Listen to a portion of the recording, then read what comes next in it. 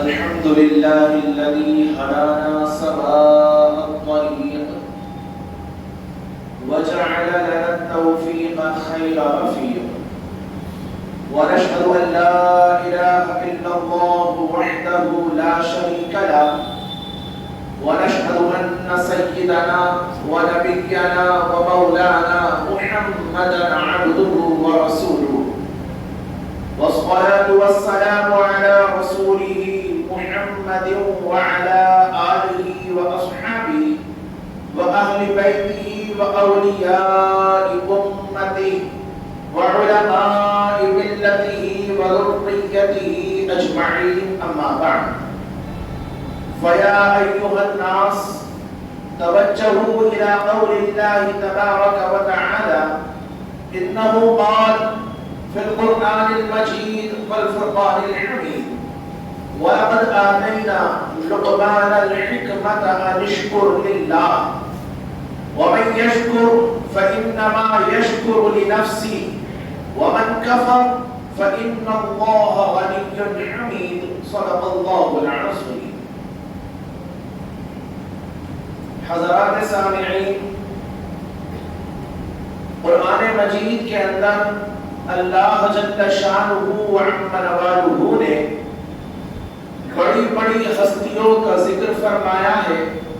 ان کے فرامین کو نقل کیا ہے، ان کی نصیحتوں کو جو اپنے چھوٹوں کے لیے اپنے قوموں کے لیے انہوں نے کی ان کو بیان فرمایا ہے، اور اللہ تبارک و تعالی نے تبلیغ دین کے بعد نبیوں کو ان کی قوم نے تکذیباً کیا جواب دیے ان کو بھی نقل فرما دیا ہے۔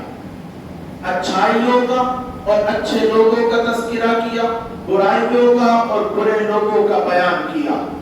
اور مقصود یہ ہے کہ اچھائیوں کو اور اچھے لوگوں کی صفات کو اختیار کرنے والے بھی اچھے ہو جائیں گے، اور برائی کو اور برائی کرنے والوں کو پسند کرنے والے بھی برے ہو جائیں گے۔ یہ بڑا موٹا سا مفہوم قرآن مجید نے ہمیں عطا کیا ہے۔ آج 21واں پارہ تلاوت کرنے کا اور پڑھنے کا موقع ملا۔ سورہ لقمان، اس کے اندر اللہ تبارک و تعالی نے بیان کی ہے، اتاری ہے، نازل فرمائی ہے وہ لقمان کہ جن کے لیے اہل علم کی یہاں اختلاف پایا جاتا ہے۔ کچھ لوگ ان کو نبوت کی اعلیٰ ترین صفت سے متصف قرار دیتے ہیں، اور اکثر کا کہنا یہ ہے کہ وہ اللہ تعالیٰ کے ولی ہیں۔ پروردگار عالم نے ان کو حکمت، دانائی اور سمجھداری سے لبریز فرمایا تھا۔ ہمارے معاشرے کے اندر بھی لقمان کو سمجھداری اور دانائی کے حوالے سے جانا ہی جاتا ہے۔ انہوں نے اپنے بیٹے کو نصیحتیں کی ہیں، وہ چند نصیحتیں کہ جن کو قرآن کریم نے اپنے سینے کے اندر جگہ دے کر ان کی اہمیت کے اندر چار چاند لگا دی ہے۔ بس وہ چند نصیحتیں آج آپ کے سامنے بیان کرنا مقصود ہے۔ اللہ تبارک و تعالی ارشاد فرماتا ہے وَلَقَدْ آتَيْنَا لُقْمَانَ الْحِكْمَةَ أَنِ اشْكُرْ لِلَّهِ، کہ ہم نے لقمان کو حکمت، دانائی اور سمجھداری مرحمت فرمائی ہے، کہ وہ یہ کہا گیا کہ تو شکر کر اللہ تبارک و تعالی کا۔ جو شکر کرے گا نا اللہ کا، وہ اپنے بھلے کے لیے کرے گا۔ ومن کفر، اور جو اس کی نافرمانی کے اوپر اتر آئے، اللہ کا کچھ بگاڑے گا نہیں، بلکہ اللہ تعالی غنی ہے، بے نیاز ہے، اور وہ ہر حال میں اور ہمیشہ تعریف اور حمد کے قابل ہے۔ اب انہوں نے جو اپنے بچے کو نصیحتیں کی، ان نصیحتوں کو اللہ تبارک و تعالی نقل کرتا ہے اور ارشاد فرماتا ہے کہ لقمان نے یہ کہا تھا اپنے بچے سے، یا بنیا لا تشرک باللہ۔ یہ سب سے پہلی نصیحت ہے۔ سب سے پہلے ہونے کی وجہ یہ بھی ہے کہ یہ بنیادی بات ہے۔ اگر عقیدہ ہی درست نہ ہو تو پھر خوبیوں کا اور اچھائیوں کا کوئی فائدہ اللہ تعالیٰ کی یہاں میسر آ بھی نہیں سکتا۔ انہوں نے بنیاد کو سب سے پہلے تھاما اور اپنے بچے کو عقیدے کو صحیح کرنے کے لیے فرمایا یا بنیا لا تشرک باللہ، اے میری بٹیا کسی حال میں بھی اللہ کے ساتھ کبھی کسی کو شریک نہ کرنا۔ اللہ جیسا کسی کو نہ ماننا، اللہ جیسا کسی کو نہ سمجھنا نہ تسلیم کرنا، وہ کوئی بھی ہو، انسانوں میں ہو، فرشتوں میں ہو، جنات میں ہو، نباتات میں ہو، جمادات میں ہو، تیرے تصور میں ہو، تیرے تصور سے خارج ہو، اللہ تبارک و تعالی جیسا کوئی ہو ہی نہیں سکتا۔ یا بنی لا تشرک باللہ، اللہ کے ساتھ کبھی شرک نہ کرنا، ان الشرک لظلم عظیم، یقیناً شرک بہت بڑا ظلم ہے، بہت بڑا ظلم ہے۔ وہ اقبال ایک مقام پر کہتا ہے نا، جب وہ بہترین عقیدہ ہے، وہ بہترین عقیدہ ہے عقیدہ توحید، کہ جس کی وجہ سے سب سے زیادہ بندے کا دل مطمئن ہوتا ہے، ذہن کو سب سے زیادہ سکون ملتا ہے۔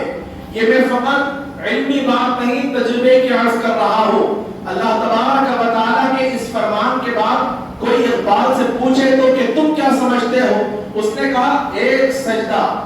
جسے تو گناہ سمجھتا ہے، ایک سجدہ جسے تو گناہ سمجھتا ہے، 1000 سجدے سے آدمی کو دیتا ہے نجات۔ پھر کسی کے آگے سر نگو کرنے کی عادت نہیں رہتی۔ جب کوئی اللہ تبارک و تعالیٰ کو اپنا حامی، اپنا ناصر، اپنا مددگار تسلیم کر لیا رکھا ہے۔ یہ پہلی نصیحت ہے، میرے بیٹے لا تشرک باللہ، اللہ جیسا نہ سمجھ لینا کسی کو۔ اللہ تبارک و تعالیٰ کی یہاں بڑا ظلم اس کو گردانا جاتا ہے۔ پھر اللہ تبارک و تعالیٰ نصیحتیں کرتا ہے، ارشاد فرماتا ہے کہ بات یہ بھی ہے کہ اللہ کے حق کے بعد اگر کسی کا حق ہے بندوں کے اندر تو وہ تمہارے والدین کا ہے۔ وَوَصَّيْنَا الْإِنسَانَ بِوَالِدَيْهِ حَمَلَتْهُ أُمُّهُ وَهْنًا عَلَى وَهْنٍ وَفِصَالُهُ فِي عَامَيْنِ أَنِ اشْكُرْ لِي وَلِوَالِدَيْكَ، دیکھو احسان کرنا اپنے والدین کے ساتھ، کیونکہ یہ والدین تمہارے لیے دوزخ بھی ہیں، تمہارے لیے جنت بھی ہے۔ یہ وہ ہے کہ جن کی رضامندی کے اندر اللہ تعالیٰ نے اپنی رضامندی کو پوشیدہ فرما دیا ہے۔ یہ وہ ہستیاں ہیں کہ جنہوں نے اپنی تمام تر نعمتوں کو فقط تمہیں آرام دینے کے لیے ضائع کر دیا اور اپنی تمام تر صلاحیتوں کو تمہارے اوپر صرف کر دیا ہے۔ پھر وہ نصیحتیں کرتے ہیں اور ارشاد فرماتے ہیں یا بنیا انها ان تک مثقال حبۃ من خردل فتكن في صخرة او في السماوات او في الارض یأتی بها اللہ۔ میرے بچے اس عقیدے کو اپنے ذہن و قلب کے اندر سمو لے کہ رائے کے دانے کے برابر بھی اگر کوئی چیز کسی چٹان کے اندر چھپی ہو، آسمانوں کے اندر پوشیدہ ہو، زمین کے سینے کے اندر پہنچ گئی ہو، تو یاد رکھنا اللہ تبارک و تعالیٰ سے وہ چھپی ہوئی نہیں ہے، اللہ اس کو خوب جانتا ہے، خوب جانتا ہے۔ پھر سنیں کہ اگر رائے کے دانے کے برابر بھی کوئی شے نیکی میں ہو یا برائی میں، نیکی کرنے کے بعد آدمی یہ چاہے ہی نہیں کہ لوگ مجھے نیک کہیں، اس کا فائدہ دیں، تعریفات کریں، اور برائی کرنے کے بعد یہ نہ سوچے کہ یہ تو چھپ جائے گی اور کہیں پر بھی عیا نہیں ہوگی اور ظاہر نہیں ہوگی۔ دونوں باتوں کو پروردگار عالم نے اپنے جملے کے اندر گویا گھیر لیا اور جناب لقمان کی طرف منسوب کر کر کہا کہ یہ اپنے بیٹے کو اس کی نصیحت کی تھی کہ میرے بیٹے ان تکو مثقال حبۃ من خردل، اگر رائے کے دانے کے برابر بھی کوئی چیز ہو اور وہ چٹان کے اندر ہو، وہ آسمانوں کے بڑے ہو، وہ زمین کے اندر ہو دھسی ہوئی، یأتی بها اللہ، اللہ تعالیٰ اس کو لے کر آ جائے گا، کیونکہ اس کے علم سے وہ چیز باہر نہیں ہے۔ کیا فقط یہ چھوٹا سا عقیدہ بندے کی زندگی کو تبدیل کرنے کے لیے کافی نہیں ہے؟ غور کیجیے، انقلاب کے لیے کافی نہیں ہے کہ میں جو کچھ بھی کر رہا ہوں اللہ تبارک و تعالیٰ اس سے باخبر ہے، اس کو خوب جانتا ہے۔ اگر نیکی کرنے والا یہ عقیدہ رکھے تو تمام مخلوق سے بے نیاز ہو جائے گا کہ میرے اس عمل کے اوپر کوئی تعریف کرے نہ کرے، مجھے اس سے کوئی مطلب بھی تو نہیں، میرا مقصود فقط اللہ تبارک و تعالیٰ کی ذات اقدس ہے۔ اور اگر کوئی برائی کرنے والا اس عقیدے کو سنبھال کر رکھے تو کیا وہ اپنے ہاتھوں کو برائی سے کھینچ نہیں لے گا کہ کوئی نہ دیکھے، ہر ایک سے پوشیدہ ہو جاؤں، لیکن اللہ تعالیٰ سے کسی حال میں نہ میں چھپ سکتا ہوں نہ میرا کوئی عمل چھپ سکتا ہے۔ ان اللہ لطیف خبیر، یقیناً اللہ بڑا لطیف ہے اور ہر چیز سے باخبر ہے۔ پھر نصیحت کی، یا بنیا اقیم الصلاۃ، اے میرے بیٹے تو اللہ کا بندہ ہے نا، تو بندگی کا اظہار کرنا تیرے اوپر لازم ہے۔ بچے کبھی نماز کو ترک نہ کرنا،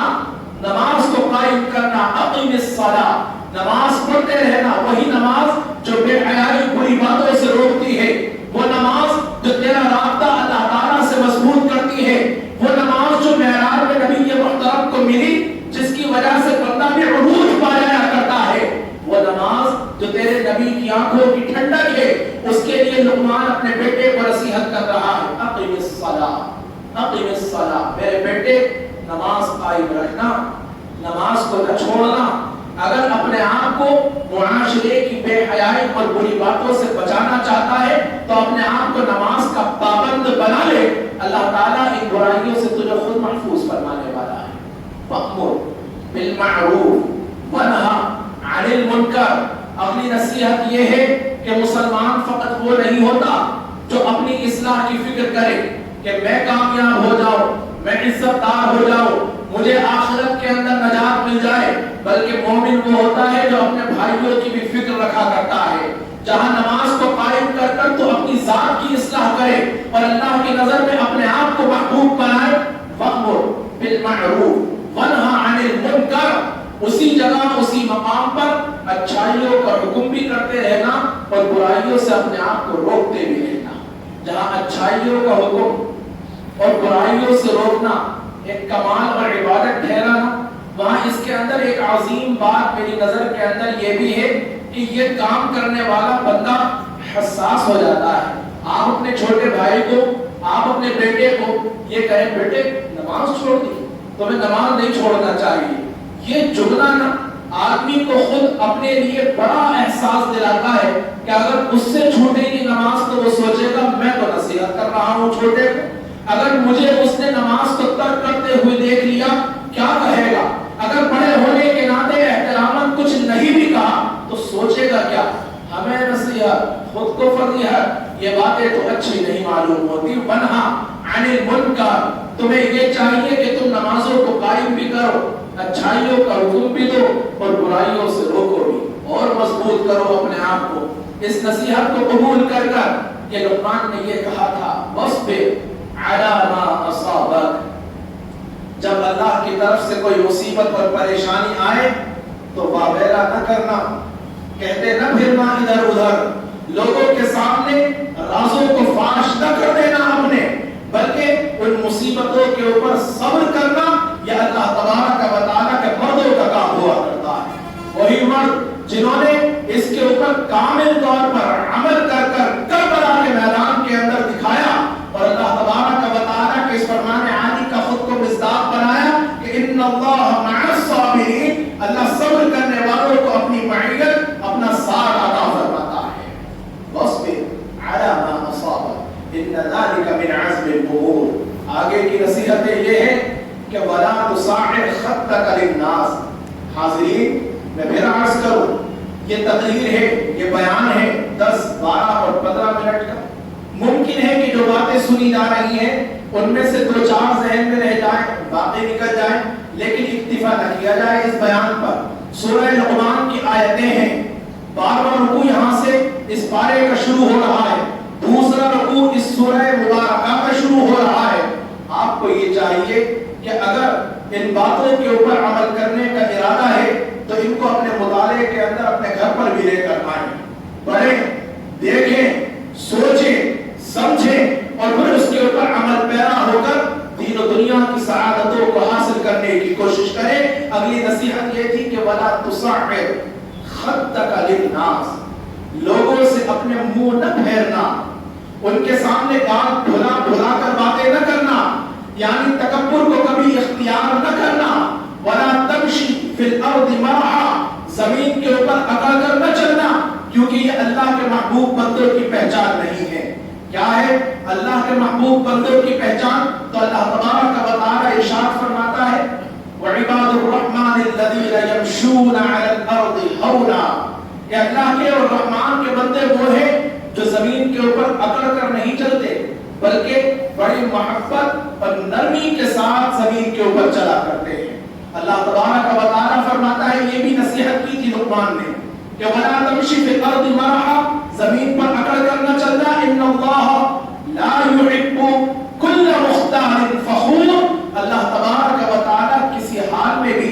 اترانے والوں کو اور شیخی مارنے والوں کو پسند نہیں کیا کرتا ہے۔ پھر فرماتا ہے وَقْصِدْ فِي مَشْيِكَ، میانہ روی لے کر آؤ اپنی چال کے اندر،